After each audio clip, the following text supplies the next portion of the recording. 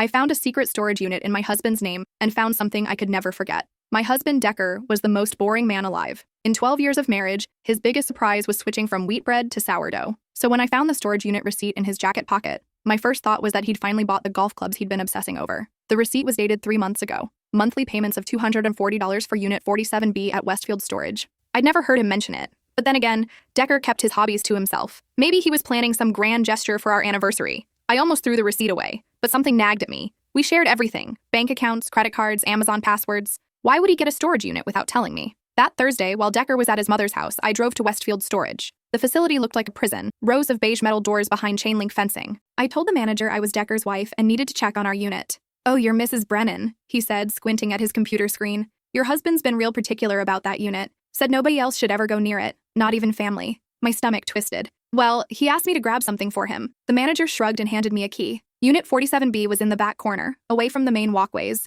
My hands shook as I inserted the key. The metal door rolled up with a screech that made me flinch. Inside was not what I expected. The unit was immaculately organized, nothing like Decker's usual chaos. Plastic storage bins lined the walls, each labeled with dates going back 15 years. A desk sat in the center with a high-end computer setup, multiple monitors, and professional camera equipment. But it was the far wall that made my blood run cold. Hundreds of photographs covered every inch of space. Not family photos or landscapes. These were surveillance shots. Women walking to their cars, entering grocery stores, sitting in coffee shops. Candid shots taken from a distance with a telephoto lens. I recognized some of the faces. My neighbor Patricia from 2 houses down, the barista from our local cafe, a woman from my yoga class whose name I couldn't remember. Each photo had a date written in the corner in Decker's careful handwriting. My legs felt weak. I grabbed the desk chair and sat down, staring at the wall of strangers. What was my husband doing with hundreds of photos of random women? That's when I noticed the filing cabinets. The top drawer was labeled Current Projects. Inside were thick folders, each containing dozens more photos of the same women, along with handwritten notes detailing their routines, addresses, family members,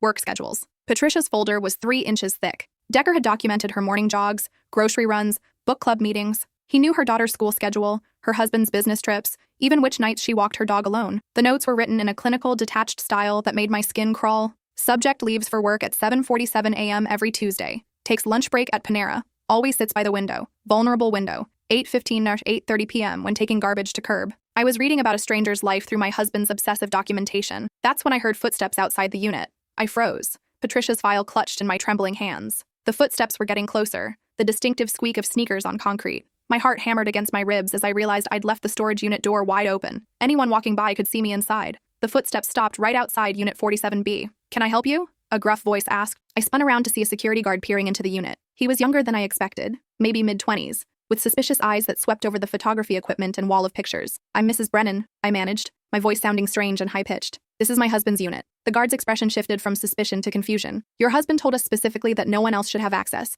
Said it was confidential business equipment." "Business equipment?" I echoed, glancing back at the wall of surveillance photos. What kind of business involved taking secret pictures of unsuspecting women? "Yeah, he said he's a private investigator. Shows up here most weeknights, sometimes weekends." The guard stepped closer, studying the photos. "That's some serious surveillance gear he's got in here." Private investigator? Decker worked in insurance claims. I'd been to his office Christmas parties, met his boring coworkers, listened to him complain about paperwork for over a decade. When exactly was he moonlighting as a private investigator? "Has he been here recently?" I asked, trying to keep my voice steady. "Yesterday night, actually. Stayed until almost midnight." The guard paused. "Look, lady, I probably shouldn't be telling you this, but your husband specifically said his wife might try to access the unit. He gave us your description and everything." My blood turned to ice. "My description?" "Yeah, said you were about 5 and 6. Brown hair, green eyes. Told us if anyone matching that description showed up claiming to be his wife, we should call him immediately." The guard was already reaching for his radio. I couldn't let him call Decker. Not until I understood what I was looking at. "Wait," I said quickly. "He's testing me. It's a surprise for our anniversary. He's been working on some kind of photography project. I'm supposed to pretend I don't know about it." The lie came out smoother than I expected. The guard hesitated, his hand hovering over his radio. "I don't know, ma'am. He was pretty specific about—" "Please," I interrupted. "Just give me 10 more minutes. I'll lock up and leave, and we can pretend this never happened." The guard studied me for a long moment, then nodded reluctantly. 10 minutes. "But I'm staying right here." As soon as he walked back to his position near the entrance, I turned my attention back to the filing cabinet. If Decker really was working as a private investigator, there should be client information, case files, invoices, some legitimate explanation for all of this. The second drawer was labeled Completed Cases. Inside were more folders, but these told a different story entirely. The first folder contained photos of a woman I didn't recognize, along with detailed notes about her daily routine. But at the bottom of the folder was a newspaper clipping dated 8 months ago. "Local woman missing, police seeking information." The woman in the missing person article was the same one in Decker's photographs. My hands shook as I opened the next folder. Another woman, more surveillance photos, more detailed notes. And another newspaper clipping, body found in Millfield Creek identified as missing accountant. Folder after folder revealed the same pattern. Women Decker had been photographing and stalking. Women who had disappeared. Women who had died. I was married to a serial killer. The realization hit me like a physical blow. I sank into the desk chair, my vision swimming as the truth crashed over me in waves. Decker, boring, predictable Decker, had been hunting women for over a decade. I thought about all the nights he claimed to be working late, all the weekend fishing trips with buddies I'd never met, all the times I'd teased him about being the most predictable man on the planet. He'd been killing people. My phone buzzed with a text message. My heart stopped when I saw Decker's name on the screen. Mom's feeling better, heading home early, love you. I looked at the timestamp. The message had been sent 20 minutes ago. If he was driving straight home, I had maybe 15 minutes before he arrived and realized I wasn't there. But first, I needed evidence. The police would never believe me based on photographs and newspaper clippings alone. I grabbed my phone and started taking pictures of everything. The wall of surveillance photos, the filing cabinets, the detailed notes in Decker's handwriting. That's when I found the laptop. It was password protected, but I knew Decker. He used the same password for everything. Our wedding date followed by my initials. Sure enough, it unlocked on the first try. The desktop was organized with the same obsessive care as the physical files. Folders labeled by victim names,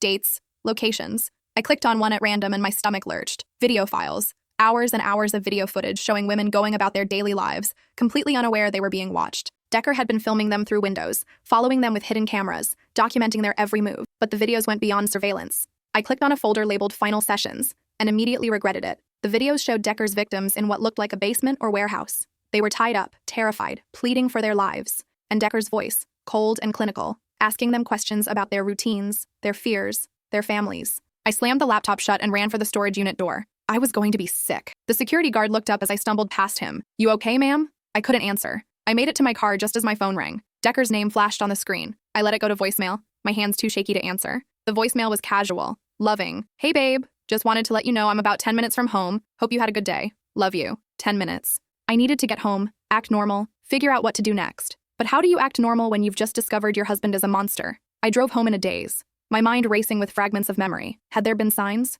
Warning signals I'd missed? Decker had always been private, but I'd attributed that to his introverted personality. He'd never been violent with me, never even raised his voice. He brought me coffee in bed every morning, remembered every anniversary, cried during romantic movies. How had I shared a bed with a killer for 12 years without knowing? I pulled into our driveway just as Decker's Honda rounded the corner. Perfect timing. I forced myself to smile and wave as he parked beside me. Hey there, he called out, walking over to kiss me on the cheek. His lips felt cold against my skin. How was your day? Good, I managed, hoping my voice sounded normal. Just ran some errands. How's your mom? Better. Just a stomach bug. He wrapped his arm around my waist as we walked to the front door. I tried not to flinch at his touch. Inside, I went through the motions of normalcy. I heated up leftover lasagna while Decker changed out of his work clothes. I asked about his day, nodded at his responses, pretended everything was fine while my mind screamed. During dinner, I studied his face, looking for some sign of the monster I'd discovered. But he was just Decker, slightly balding, mild-mannered, complaining about his boss like always. You seem quiet tonight, he said, reaching across the table to touch my hand. I pulled away reflexively, then tried to cover by reaching for my water glass. Just tired. His eyes narrowed slightly. Everything okay?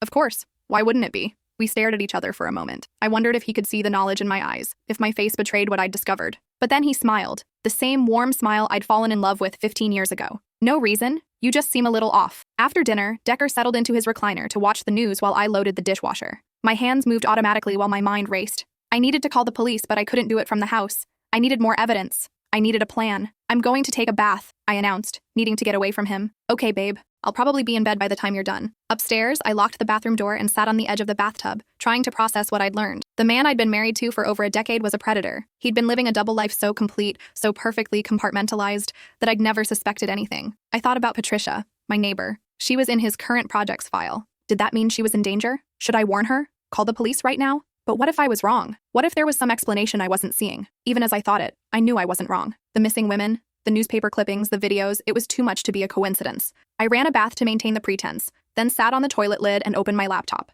I needed to research the missing women from Decker's files, confirm that they were real cases. The first name I searched brought up multiple news articles. Jennifer Walsh, 28, had disappeared from a grocery store parking lot 14 months ago. Her car was found running with the door open, her purse still inside. No suspects, no leads, no trace. I pulled up the photos I'd taken in the storage unit and compared them to the newspaper pictures. Same woman. Decker had been stalking her for months before she disappeared. The second name yielded similar results. Lisa Chen, 34, had vanished while walking her dog in Riverside Park. Her dog was found hours later, still on its leash, whimpering by the lake. Lisa's body was discovered 2 weeks later in a wooded area 20 miles outside town. I cross-referenced every name in Decker's files with missing persons cases and obituaries. The pattern was undeniable. Over the past 6 years, 8 women had disappeared or been found dead. All of them were in Decker's surveillance files. My husband wasn't just a killer. He was a serial killer who'd been operating under my nose for years. I heard footsteps in the hallway outside the bathroom. "Babe, you okay in there? You've been in the bath for over an hour." "Just relaxing," I called back, minimizing the browser window. "I'll be out soon." "Okay, I'm heading to bed. Love you." "Love you too." The words felt like poison in my mouth. I waited until I heard our bedroom door close, then crept downstairs to the kitchen. I needed to call the police, but I couldn't risk Decker overhearing. I grabbed my cell phone and car keys and slipped out the back door. I drove to the 24-hour diner on Route 9, my hands shaking so badly I could barely steer. In the parking lot, I dialed 911. "911, what's your emergency?" "I need to report a serial killer," I said, the words sounding surreal. "My husband. I found evidence that he's been killing women." There was a pause. "Ma'am, are you in immediate danger?" "I don't think so. He doesn't know I found his storage unit. But there's a woman who might be in danger right now. Her name is Patricia Kowalski. She lives at 47 Maple Street." The dispatcher took down all the information, the address of the storage unit, Patricia's details, everything I could remember. She assured me that officers would be dispatched to check on Patricia and secure the storage unit. "Ma'am, I need you to stay somewhere safe until we can sort this out. Do you have family you can stay with?" I thought of my sister in Portland, but she was 3,000 miles away. My parents were dead. Decker and I had been so focused on each other for so long, I'd let most of my friendships drift away. "I'll find somewhere," I said. I spent the rest of the night in my car in the diner parking lot, dozing fitfully and starting awake at every sound. At dawn, my phone rang. Unknown number. "Mrs. Brennan, this is Detective Rodriguez with the state police. We need to speak with you about the storage unit you reported. Did you find the evidence, the files?" "We found the storage unit, ma'am, but it was empty." My blood ran cold. "Empty? That's impossible. There were filing cabinets, photography equipment, hundreds of photos. Ma'am, the unit had been cleaned out, completely empty except for some cleaning supplies and the smell of bleach." I felt sick. He knew I found it. "We'd like you to come to the station to give a statement." "And Mrs. Brennan?" "We checked on the woman you mentioned, Patricia Kowalski. She's fine, but she wasn't home last night. According to her neighbor, she left yesterday afternoon for a weekend trip to visit her sister." "What about the other women? The missing persons cases?" "We'll need you to come in and walk us through everything you saw. Can you be here within the hour?" I agreed and hung up, my mind reeling. Decker had somehow found out I'd discovered his secret. But how? The security guard had promised not to call him, unless Decker had been monitoring me somehow. I thought about his insistence on sharing phone locations, his gift of a new laptop last year, his casual questions about my daily routine. What if he'd been tracking me the same way he tracked his victims? I drove to the police station, checking my rearview mirror constantly. Every car behind me could be Decker following me. Every pedestrian on the sidewalk could be him watching from a distance. At the station, Detective Rodriguez was a middle-aged woman with kind eyes and a no-nonsense demeanor. She listened patiently as I recounted everything I'd found in the storage unit. "I took pictures," I said, pulling out my phone. But when I opened my photo gallery, my heart sank. The pictures were gone. Every single photo I'd taken in the storage unit had been deleted from my phone. "He has access to my iCloud account," I realized aloud. "He could delete them remotely." Detective Rodriguez made a note. "We'll need to examine your phone, see if we can recover the deleted files. In the meantime, I want to ask you about your husband's behavior. Did you notice any changes in his routine recently? Any signs that he might have known you were suspicious?" I thought back over the past few weeks. Had Decker been acting differently? More attentive? More distant? "Actually, yes," I said slowly. "The past month or so, he's been asking more questions about my day. Where I went, who I talked to. I thought he was just being more interested in my life, but maybe he was monitoring me." "What about his schedule? You mentioned he claimed to be working late or going on fishing trips." "All the time. At least 3 nights a week he'd stay late at the office. And weekends. He was always going fishing with friends I never met." Detective Rodriguez nodded. "We're going to need a list of all the women you remember seeing in those photographs. Any names, addresses, or details you can recall?" I spent the next 2 hours providing every detail I could remember. Patricia's file, the missing women I'd researched, the locations of the surveillance photos. But without the physical evidence, I knew how crazy it all sounded. "Mrs. Brennan," Detective Rodriguez said gently, "I have to ask, is there any chance you could have misinterpreted what you saw? Photography equipment and files don't necessarily indicate criminal activity." "I saw videos of him torturing women," I said flatly. "I saw newspaper clippings of missing persons matched with surveillance photos. This wasn't a misunderstanding." "And you're certain your husband doesn't know you discovered the storage unit?" "He has to know. Otherwise, why would it be cleaned out?" Detective Rodriguez was quiet for a moment. "Mrs. Brennan, I'm going to be honest with you. Without the physical evidence, this is going to be difficult to prove. We'll investigate, but we need more than your testimony to build a case." "What about the missing women? Can't you connect him to their disappearances?" "We'll look into it. But serial killers are usually very careful about avoiding connections to their victims. If your husband has been doing this for as long as you suspect, he's probably covered his tracks well." I left the police station feeling helpless. How do you prove your husband is a monster when he's already destroyed the evidence? I couldn't go home, not yet. I needed time to think, to figure out my next move. I drove aimlessly through town, my mind churning over everything I discovered. That's when I noticed the gray sedan in my rearview mirror. It had been behind me since I left the police station, maintaining a careful distance but always there. I made a series of random turns, and the sedan followed everyone. Decker was following me. I pulled into the parking lot of a busy shopping center and waited to see what he'd do. The gray sedan drove past without stopping, but I caught a glimpse of the driver. It wasn't Decker. It was a woman I didn't recognize, wearing sunglasses and a baseball cap. She looked young, maybe early 30s, with short blonde hair visible under the cap. I sat in my car trying to make sense of it. Why would a stranger be following me, unless she wasn't a stranger? What if she was connected to Decker somehow? A partner? An accomplice? My phone buzzed with a text from Decker. "Where are you?" Getting worried. I stared at the message, trying to decide how to respond. If I told him I was running errands, would he believe me? Did it matter what I told him since he apparently already knew about the storage unit? I texted back, "Just needed some air, staying at my sister's tonight."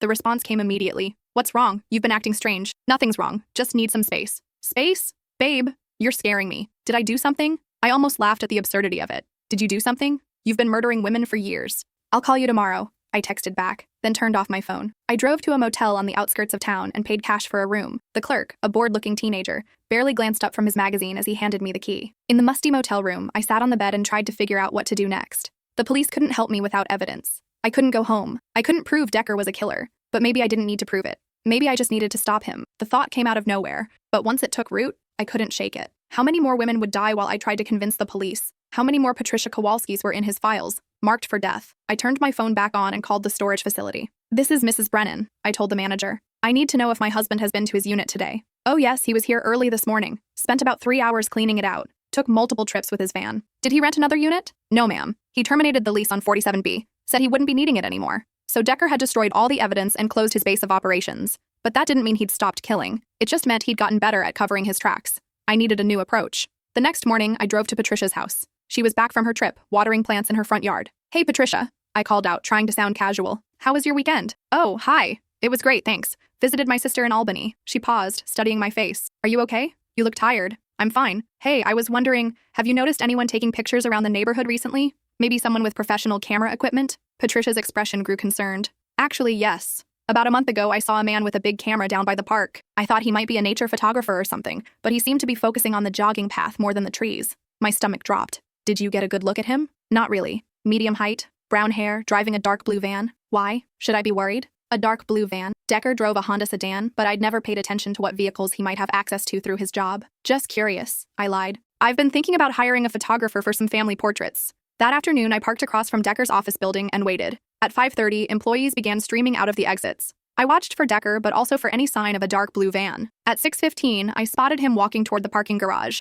I followed at a distance, staying low in my seat. Decker emerged from the garage driving his usual Honda, but I noticed he turned in the opposite direction from our house. I followed him across town to an industrial area I'd never been to before. He pulled into the parking lot of a self-storage facility different from the one I'd discovered. This one was newer, more secure, with electronic gates and surveillance cameras. Decker used a key card to enter the facility. 5 minutes later, he drove out in a dark blue van. I followed the van through residential neighborhoods, my heart pounding as I realized what I was witnessing. Decker was hunting. He drove slowly through areas with jogging paths and parks, his head turning to scan for potential victims. After an hour of this surveillance, he parked the van in a secluded spot overlooking Riverside Park, the same park where Lisa Chen had disappeared, while walking her dog. I watched through binoculars as Decker set up camera equipment in the back of the van. He was preparing to stalk his next victim. I had to stop him. But how? I couldn't call the police. I'd already tried that route. I had no evidence that would hold up in court, and I couldn't confront Decker directly without putting myself in danger. That's when I noticed I wasn't the only one watching him. The gray sedan I'd seen yesterday was parked on the other side of the park. The blonde woman in the baseball cap sat behind the wheel,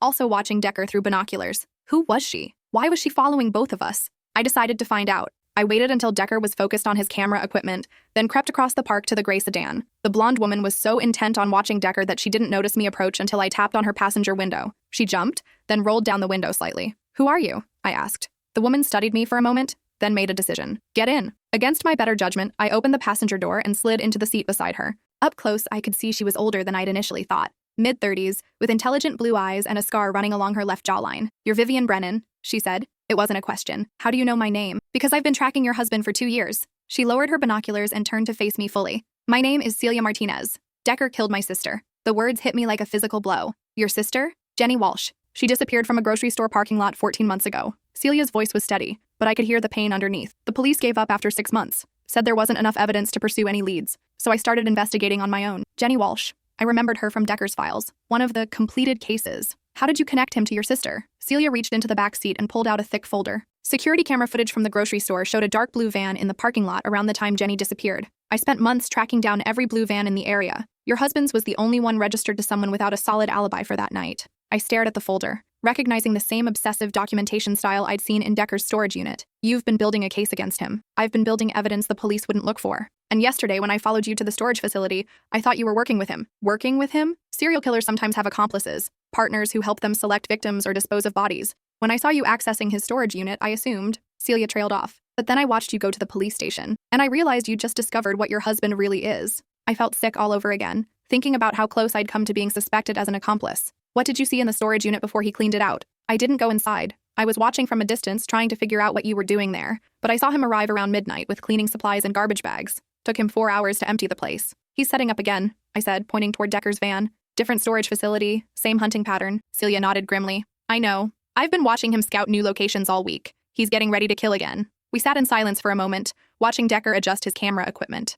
Two women whose lives had been destroyed by the same monster, trying to figure out how to stop him. The police won't listen to me, I said finally. I don't have any evidence anymore. They won't listen to me either. I'm just a grieving sister with theories and circumstantial evidence. Celia turned to meet my eyes. But together, we might be able to catch him in the act. What are you suggesting? He's hunting for a new victim. Instead of letting him find one, we give him what he's looking for. It took me a moment to understand what she meant. You want to use one of us as bait. It's the only way to get the evidence we need. If we can catch him in the process of attempting an abduction, record it, get it on camera, that's something the police can't ignore. I stared at her, wondering if she was insane or brave or both. That's incredibly dangerous. My sister is dead because I wasn't there to protect her. I'm not going to let him kill another woman while I sit back and wait for the police to do their job. I thought about Patricia's file, about the other women in Decker's current projects. How many were already being stalked? How long before one of them disappeared? How would it work? Celia opened her folder and showed me detailed maps of the area, photos of Decker's hunting patterns, schedules of his surveillance activities. He's been focusing on this park for the past week. Based on his previous patterns, he'll spend another few days gathering intelligence, then he'll select a victim and make his move. If we put someone in his path, someone who fits his victim profile, we can control the situation. What's his victim profile? Young women, usually alone, following predictable routines. Jenny was 28, athletic, lived alone, jogged the same route every day. Celia paused. You fit the profile, actually. The realization sent a chill through me. Do you think he's been planning to kill me? I don't know. Probably not. Spousal murder has a different psychological profile than serial killing, but it's possible he's been fantasizing about it. I thought about Decker's recent behavior, his increased interest in my daily routine. Had he been planning my murder alongside his other victims? So what do we do? Celia pulled out a tablet and showed me a detailed plan. Tomorrow night, you jog through the park at 8 p.m. I'll be positioned with cameras and audio equipment to record everything. If he approaches you, I'll have backup ready to move in. Backup? My cousin Luis is a former Marine. He's been helping me with surveillance. He doesn't know all the details, but he knows someone killed Jenny and the police won't help. I studied the plan, trying to identify the flaws. What if Decker recognizes me? What if he gets suspicious? He's been stalking strangers for years. In his mind, you're his normal, predictable wife who doesn't know about his other life. He won't expect you to be hunting him. What if something goes wrong? What if he actually manages to abduct me before your backup can intervene? Celia met my eyes steadily. Then we make sure he doesn't. That night, I called in sick to work and spent hours researching everything I could find about Decker's victims. I cross-referenced the names from his files with missing persons databases and news reports, building a comprehensive picture of his killing pattern. The women ranged in age from 24 to 35. All were attractive, fit, and lived relatively isolated lives. Single, new to the area, or estranged from family. All had disappeared during their regular routines, jogging, walking dogs, shopping alone in the evening, and all had been stalked for weeks before their disappearances. I found 3 women whose bodies had been recovered. The autopsy reports, which Celia had somehow obtained through her own investigation, showed similar patterns of torture and mutilation. Decker liked to keep his victims alive for several days before killing them. The knowledge that I'd been sleeping next to a monster for 12 years made me physically ill, but it also hardened my resolve. If Celia's plan worked, we could end this. No more women would die because of my husband. The next evening, I met Celia at a coffee shop near the park. She had surveillance equipment, backup plans, and a detailed map of escape routes. Luis is in position, she said, pointing to a location on the map. He has a clear line of sight to the entire jogging path. The moment Decker makes a move, Luis will intervene. What if Decker has a weapon? He probably does. But his previous victims were all taken by surprise, overpowered during vulnerable moments. He's not expecting resistance. I nodded, trying to project confidence I didn't feel. What do I do if he actually approaches me? Act natural. Surprised to see him, but not suspicious. Give him a chance to reveal his intentions. The more he says on camera, the better our case. At 7:45 p.m., I changed into jogging clothes and drove to the park. My hands were shaking as I stretched by the entrance, scanning the area for signs of Decker's van. I found it parked in the same spot as yesterday, camouflaged among other vehicles. Through the van's darkly tinted windows, I could see the silhouette of camera equipment. My husband was hunting. I started jogging along the main path, following the route Celia and I had mapped out. The park was busier than I'd expected. Other joggers, dog walkers, families enjoying the warm evening. I hoped Decker wouldn't approach me with so many witnesses around. But as I rounded a bend toward the more secluded section of the path, the crowds thinned. By the time I reached the wooded area near the lake, I was alone. That's when I heard footsteps behind me. I glanced over my shoulder and saw a figure in a dark hoodie jogging about 50 yards back. The hood was up, obscuring the person's face, but something about the build and gait seemed familiar. My heart rate spiked, and not from the exercise. I maintained my pace, trying to look natural while straining to hear the footsteps behind me. They were getting closer. The path ahead curved around a dense cluster of trees, the most isolated section of the park. If Decker was going to make his move, it would be here. I reached for the small emergency whistle Celia had given me, hidden in my waistband, but before I could grab it, a voice called out behind me. "Excuse me, miss?" I turned around and my blood ran cold. It wasn't Decker. It was the blonde woman, Celia, jogging up behind me in the dark hoodie. "What are you doing?" I whispered, looking around frantically. "You're supposed to be filming from a distance." Celia's expression was strange, almost apologetic. "I'm sorry, Vivian. This isn't going the way I planned." Something in her tone made me step backward. "What do you mean? Your husband isn't coming tonight. He's not even in the park." I stared at her, confusion mixing with growing alarm. "What are you talking about? I saw his van." "That's not his van. That's Luis's truck." Celia pulled back her hood, revealing a face I was finally seeing clearly in the dim light. The scar along her jawline wasn't from an accident. It was surgical, precise, and I'd seen it before, in one of Decker's victim files. "You're not Celia Martinez," I said slowly, the pieces finally clicking into place. "You're Jenny Walsh." She smiled sadly. "I was never missing. I was never dead. I've been working with your husband for over a year." Plotted narrative twist with careful attention to author's style. This is getting really complex, and I need to make sure I'm staying true to the author's style while building to a satisfying conclusion. Let me think through this twist and how to continue. Jenny Walsh, who claimed to be Celia Martinez, is actually alive and working with Decker. She lured the narrator into the park under false pretenses. This creates a new dynamic where the narrator is now in real danger. I need to continue with the author's style of revealing information gradually and building tension. The author's style includes short, punchy dialogue, gradual revelation of shocking truths, characters making difficult moral choices, detailed descriptions of the narrator's emotional state, often ends with some form of justice or resolution. I need to continue building this story toward a conclusion that stays true to the author's themes and style. The narrator needs to find a way out of this situation and potentially stop both Decker and Jenny. Let me continue with the story, maintaining the author's voice and pacing. The realization hit me like a punch to the gut. "You've been helping him kill women, not helping him kill them," Jenny said, her voice taking on a defensive edge.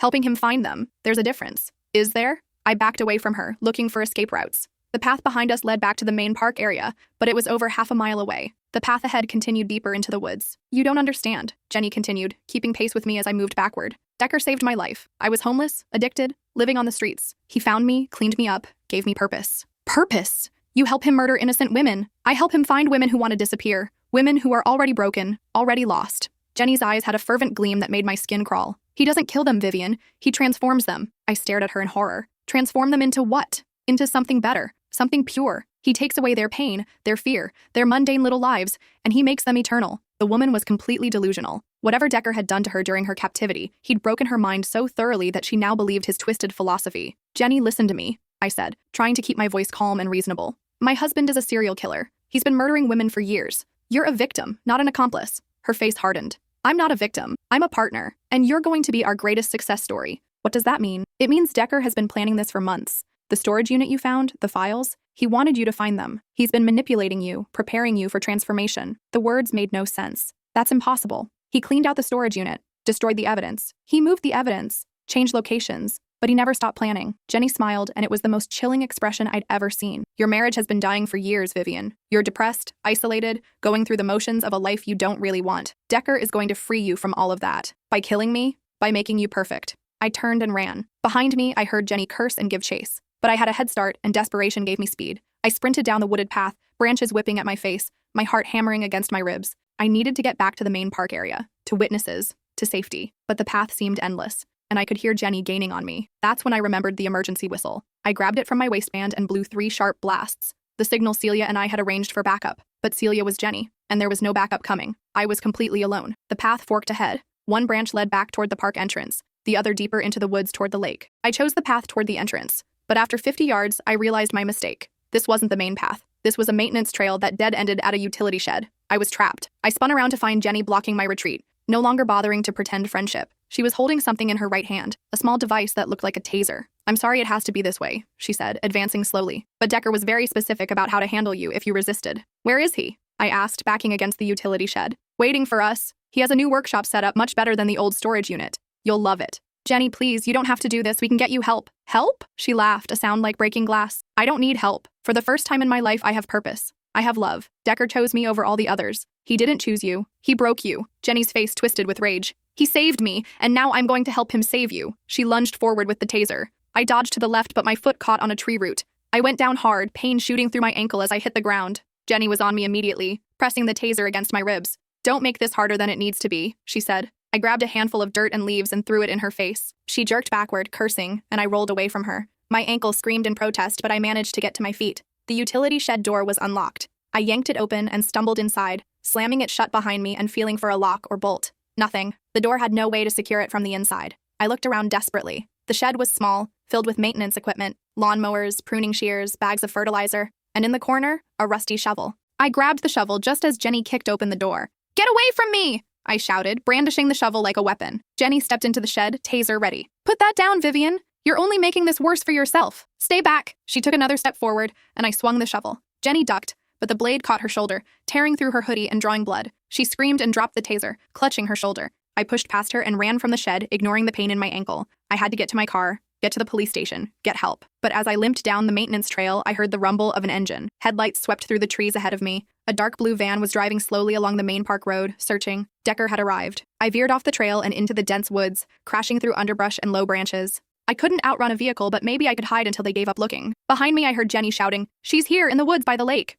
The van's engine grew louder as it circled the area. Then I heard doors slamming, footsteps, voices coordinating a search. They were hunting me like an animal. I pressed myself against a large oak tree, trying to control my breathing. Through the leaves, I could see flashlight beams sweeping back and forth. "Vivian!" Decker's voice called out, sounding concerned and loving. "Honey, where are you? Jenny said you were hurt. I'm here to help you." Even now, even knowing what he was, hearing his voice made part of me want to trust him. 12 years of marriage don't disappear overnight. But I stayed hidden. "I know you're scared," he continued, his voice getting closer. "I know Jenny told you things that frightened you. But she's not well, Vivian. She's been obsessed with me ever since I treated her for her addiction. I've been trying to help her, but she's been making up stories, following you, trying to hurt our marriage." He was good. If I hadn't seen the evidence myself, I might have believed him. "Come out, honey. Let me take you home. We'll get Jenny the help she needs and everything can go back to normal." Normal. As if there was any such thing as normal after what I'd discovered. I heard footsteps approaching my hiding spot. The flashlight beam swept closer. That's when I remembered my phone. I'd turned it back on after leaving the motel, but I'd kept it on silent. Slowly, carefully, I pulled it from my pocket and opened the camera app.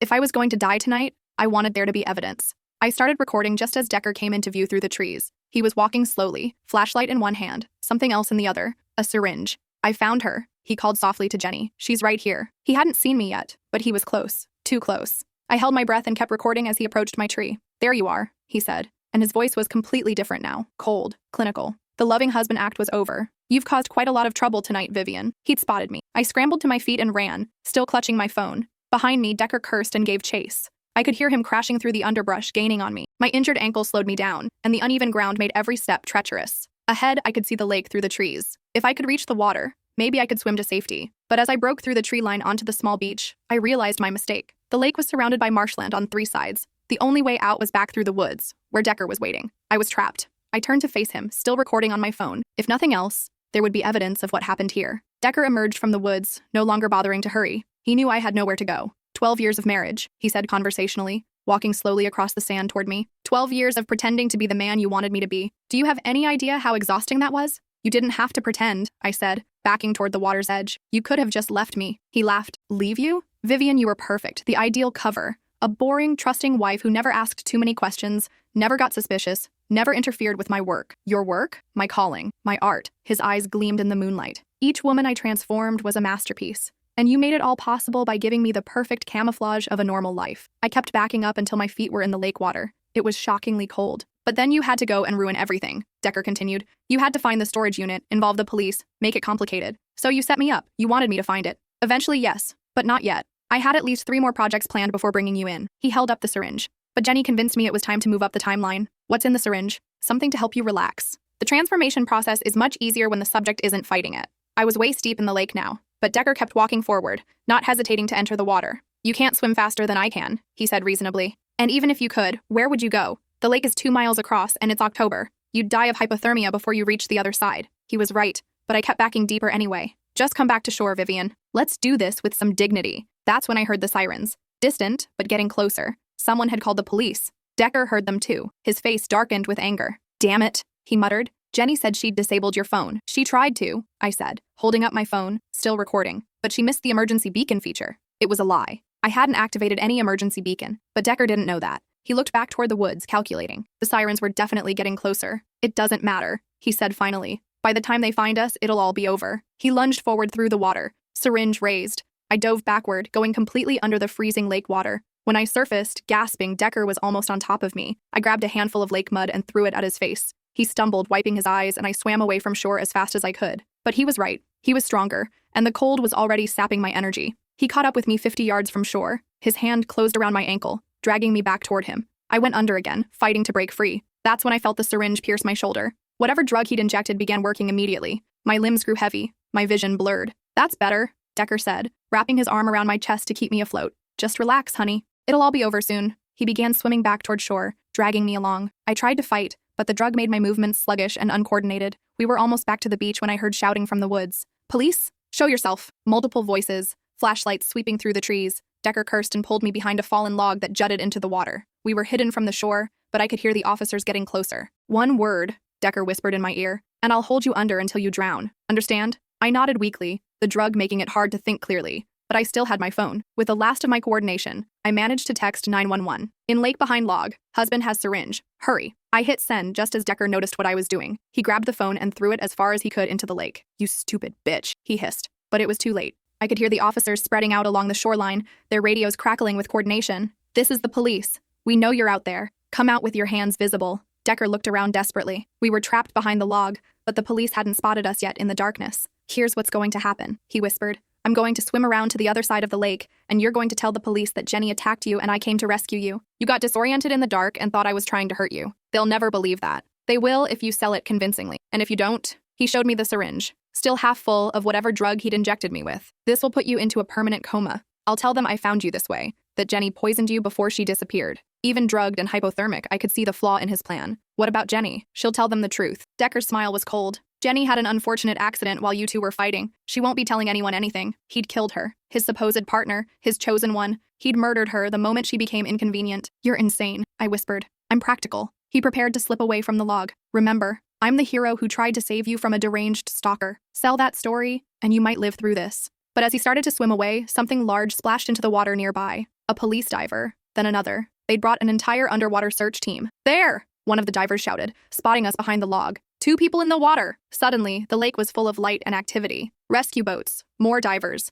officers shouting instructions. Decker tried to swim away, but he was surrounded. "Stay where you are. Do not move." One of the divers reached me first, pulling me toward a rescue boat. I was barely conscious, the drug and cold water making everything feel dreamlike. "Ma'am, can you hear me? You're safe now." As they pulled me from the water, I saw Decker being restrained by 2 officers. He was no longer the mild-mannered husband I'd known, or the smooth-talking manipulator from the lake. Now he just looked like what he was. A pathetic, middle-aged killer whose luck had finally run out. But even as they handcuffed him, he was still trying to control the narrative. "Officers, thank God you're here. That woman, Jenny Walsh, she kidnapped my wife, tried to drown her. I was trying to save it," one of the officers interrupted. "We found Jenny Walsh's body in the woods, and we found your workshop." Decker's face went white. "Your new storage unit," the officer continued. "Turns out the owner got suspicious when you rented it under a false name and called us. We've been watching the place for 2 days." As they loaded me into an ambulance, I heard one of the officers reading Decker his rights, but I was too exhausted to pay attention to the words. The drug was pulling me toward unconsciousness, and for the first time in days, I felt safe enough to let it take me. I woke up in a hospital bed 18 hours later. Detective Rodriguez was sitting in a chair beside my bed,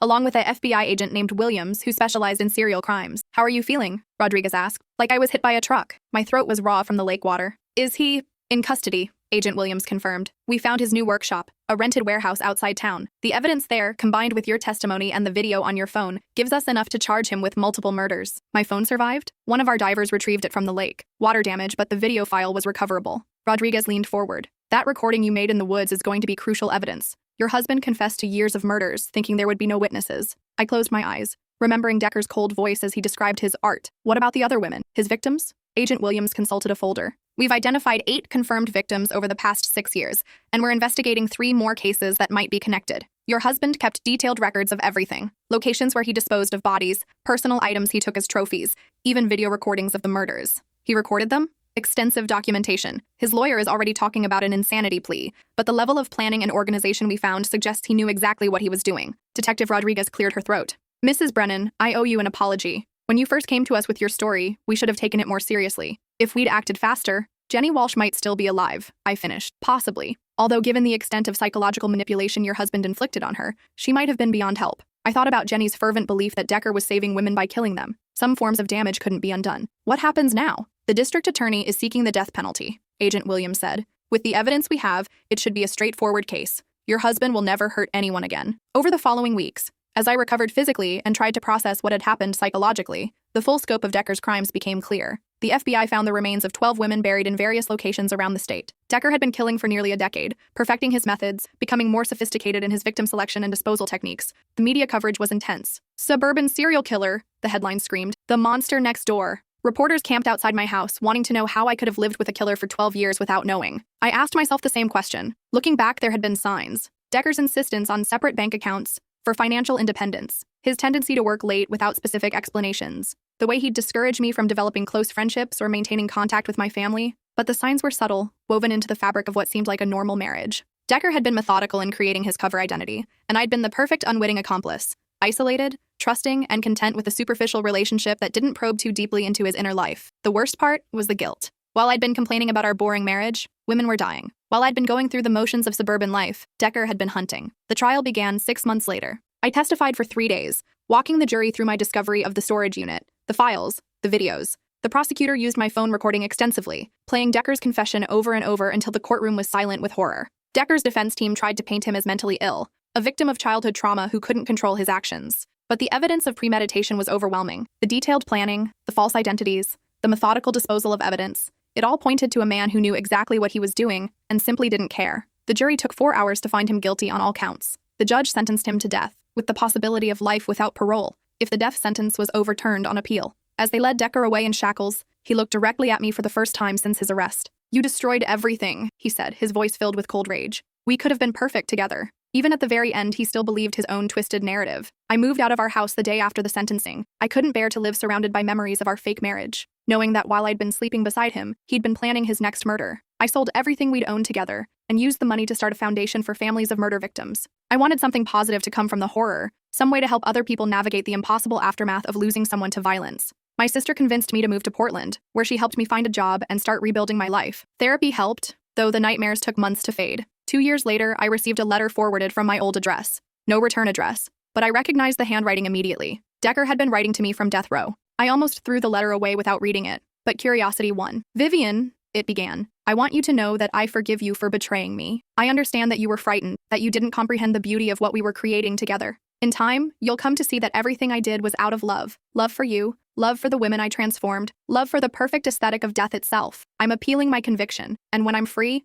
we can start over. We can be the perfect couple we were always meant to be." I read the entire 3-page letter, filled with delusions and justifications and declarations of eternal love. Then I burned it. There would be no new beginning, no redemption arc, no happy ending. Decker was exactly what he'd always been, a predator who used charm and manipulation to hide his true nature. But I was no longer the naive woman who'd shared his bed without knowing who he really was. I was a survivor, and I was free. 3 months ago, Decker's appeal was denied. His execution date has been set for next spring. I won't be there to watch him die. I've wasted enough of my life on the man I thought I married. Instead, I'll be at work, helping other families find their way through the darkness he created. Patricia Kowalski, my former neighbor, sends me Christmas cards now. She never knew how close she came to being in Decker's files, how her weekend trip to visit her sister probably saved her life. Last week, she told me she'd started jogging again, something she'd stopped doing after hearing about the murders. She said knowing that Decker could never hurt anyone again gave her the courage to reclaim her life. That's when I knew I'd made the right choice in exposing him. Some people shouldn't be allowed to walk free in the world. Some monsters need to be stopped no matter the cost. And some secrets are too dangerous to keep.